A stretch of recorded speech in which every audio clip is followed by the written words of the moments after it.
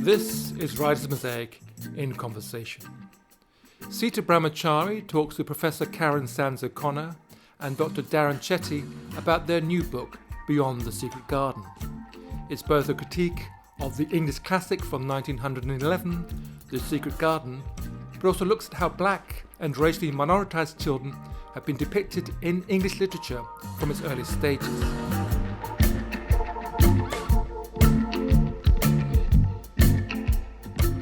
I'm Sita Brahmachari. I'm a children's and young adult author, and I am so happy to be here today in the Writer's Mosaic in Conversation with Dr. Darren Chetty and Professor Karen Sands O'Connor. I'm just so happy to be celebrating the publication and launch of Beyond the Secret Garden with you. It is such an important anthology.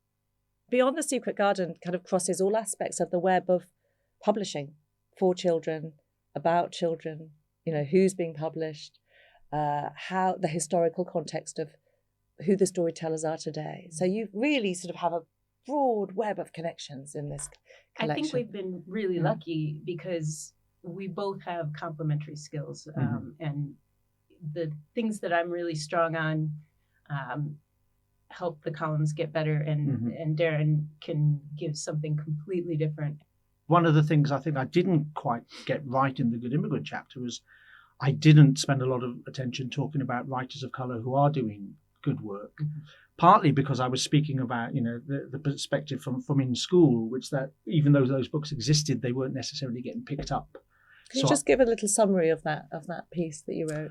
The title, You Can't Say That Stories Have to Be About White People, was something that a year 2 boy said after another child had taken my advice and given their main character the name of someone in their family, which was my sort of very gentle way of tiptoeing in the fact that they could draw on diverse sources for their writing.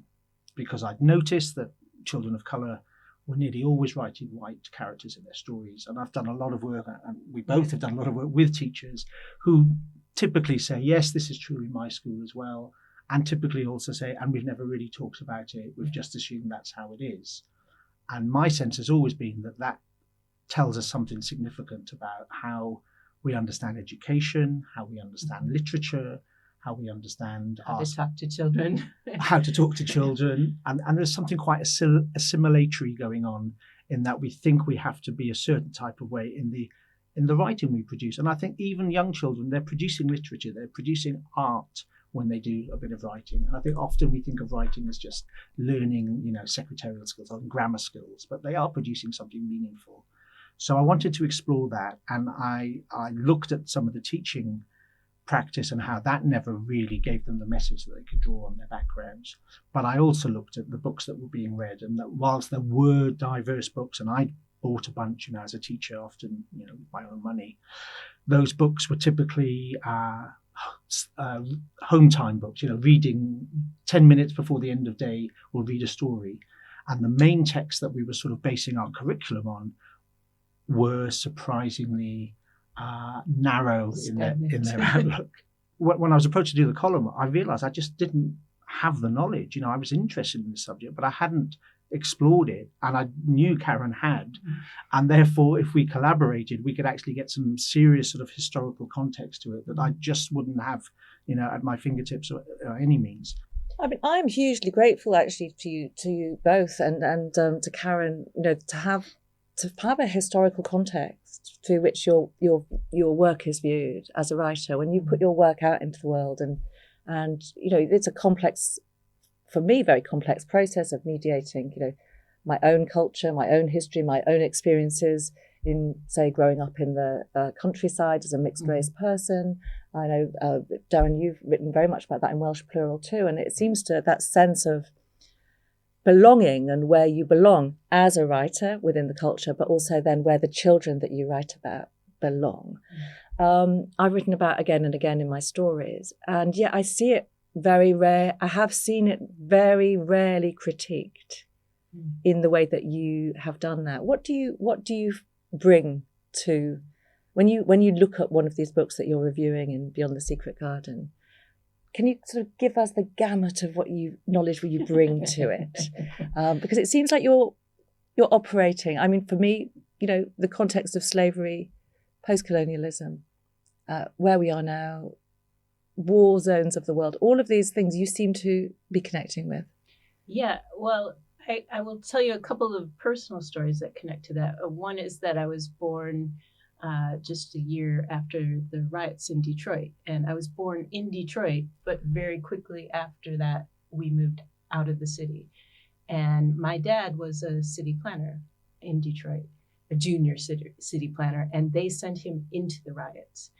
And he would never talk about that with me. He just refused. And it really affected me, him not speaking about it, because I know that he fought all through his career as an urban planner for social justice in many ways. But that experience really scarred him, that the people who were in charge wouldn't go, but they sent him in to calm things down. He was 23, 24. And so for me, that it was this push to want to really find out about history, find out about what happened in my own country. But also then when I met my husband, well, he wasn't my husband then, but when I met him, we took a trip to Ireland at one point, and his last name is O'Connor. And he said, "Oh, I must have Irish blood in me because my last name's O'Connor." And I said, without thinking about it at the time, I said, "Or you were owned by somebody Irish." And he said, "What?" And I said, "Well, your family's from Jamaica. Chances are that that's the history." And he said, "They never taught us that in school. It never even occurred to me that that was part of my history."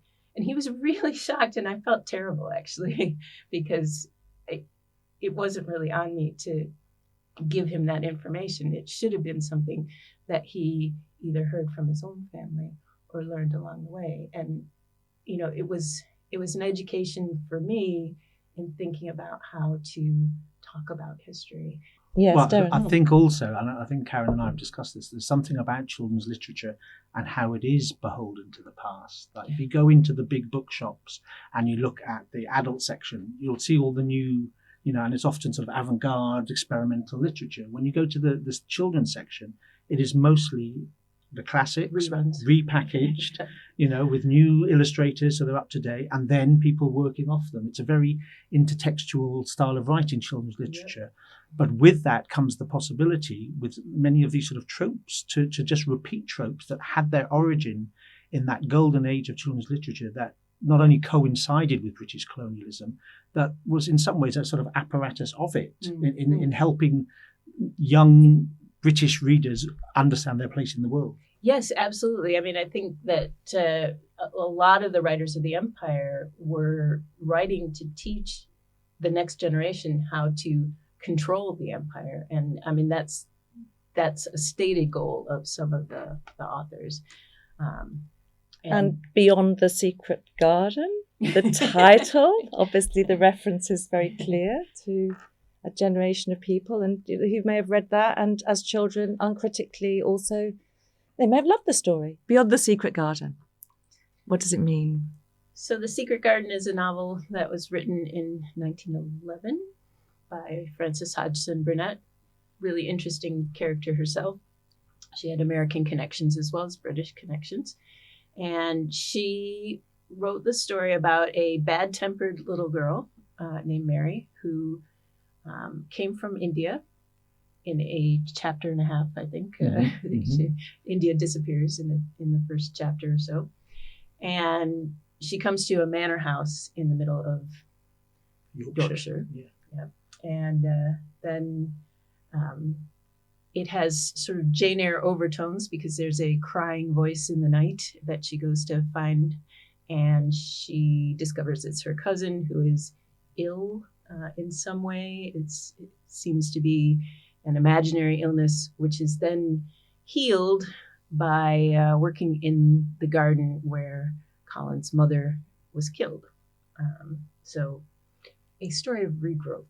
And the Aya, the nursemaid Yes. that comes with her, it's an interesting treatment of her in the story, isn't it? I think it really is, because I read it as a kid and I had these intense mixed feelings reading it. I remember reading it and thinking, yes, Mary is clearly set up as bad-tempered and needs to become a better person.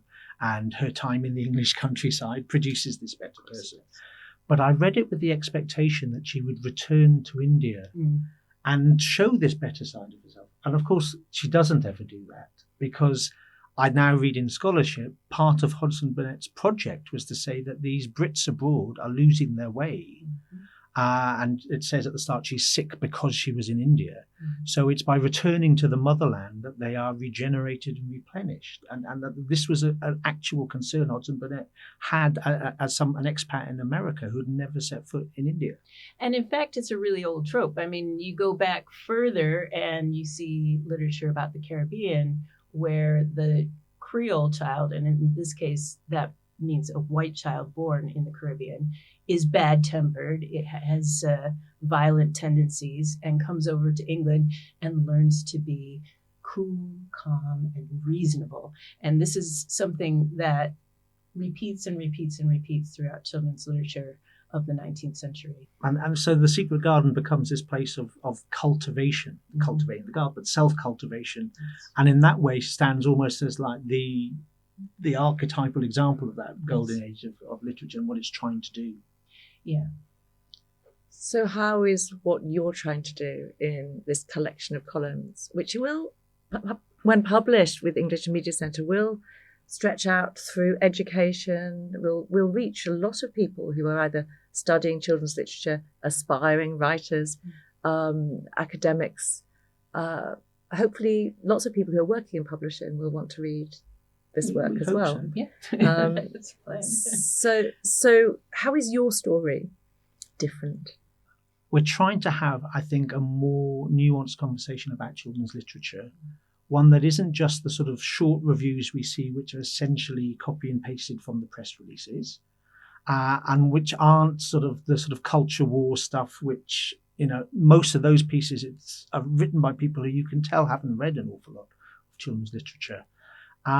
So we've resisted, although we, as you say, we cite the work, we cite all the work we talk about, we've resisted a sort of approved list, banned list binary, because we don't think that's going to be particularly helpful in education.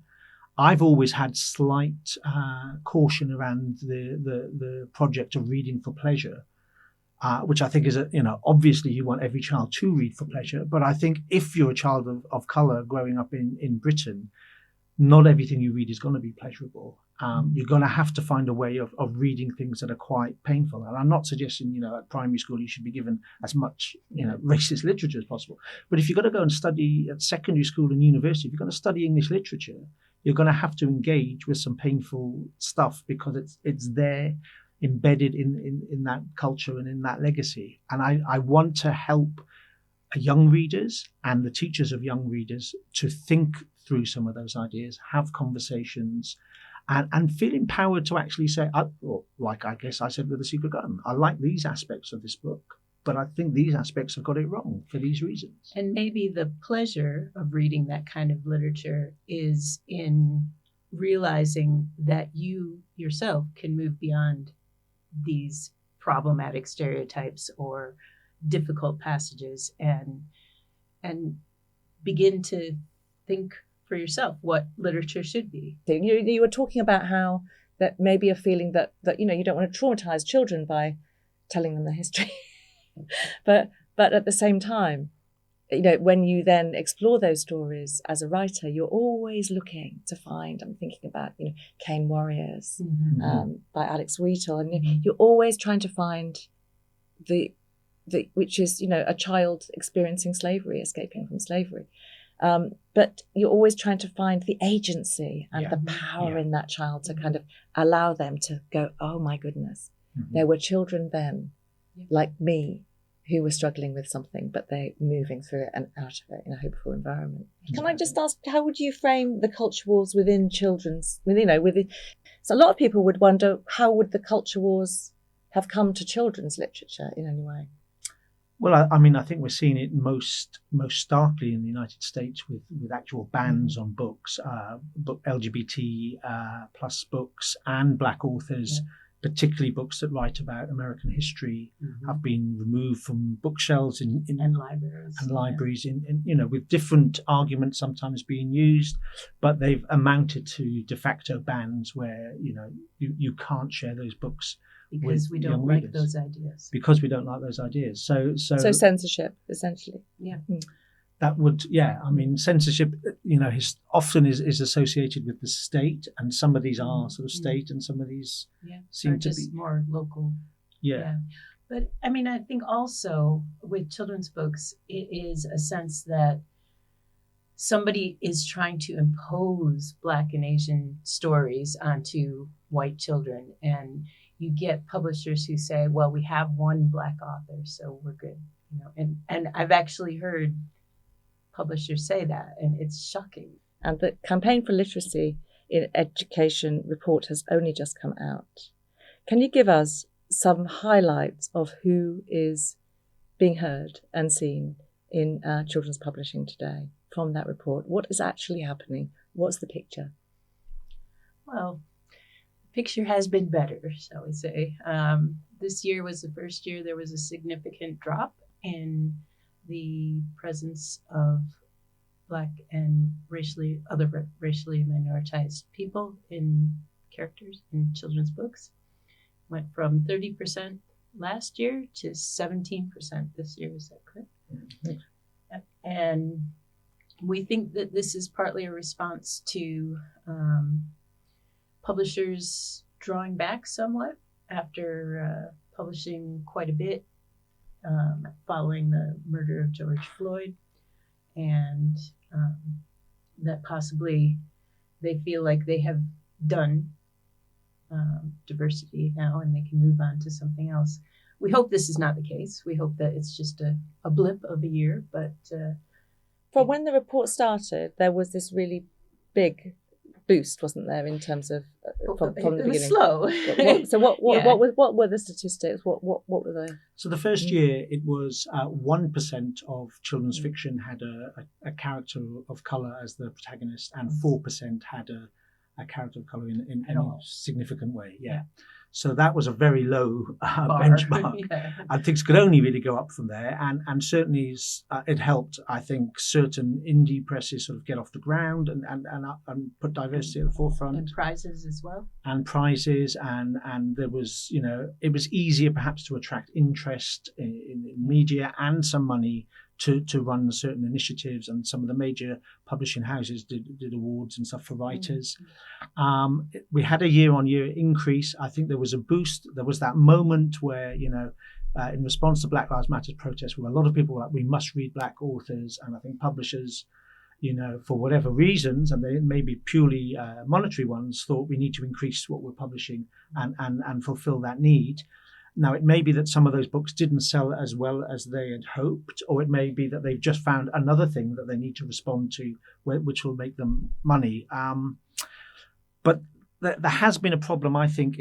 I think what we're now looking at is things like marketing budgets. And when I first came into children's writing, I really thought that the bookshop was a sort of meritocratic space, and realizing that actually, publishers were putting money into how prominently books were displayed and which books get into which shop and into supermarkets. We don't see many writers of color in that kind of league of that kind of profile. When we look back at children's literature in 100 years' time, I know that you've been very much part of the 7 Stories archive. And in 100 years' time, when people look back, who are the authors you think that they're going to find, and the books that you think, the books that can give children agency into the future, for the next generation of writers to pick up and say, okay, this is what was happening in the past, because we become historical, don't we? Yeah. Eventually we all do. Yeah. I'm hoping they'll come to the study center in 100 years' time that I have created and look at that archive. And if they do, I can tell them right now that they'll already see authors and illustrators like Chetty Williams and Angela Vivas. I've got some Sita Brahmachari things, people like Errol Lloyd, that who were the pioneering figures, Petronella Breinberg, Farouk Dundee, and yet many people don't even know who they are now. And we need to keep talking about those people. We need those people to be part of the classics as well. Professor Karen O'Connor and Dr. Darren Chetty, I really would like to thank you for coming in and talking about this incredible seminal collection, Beyond the Secret Garden.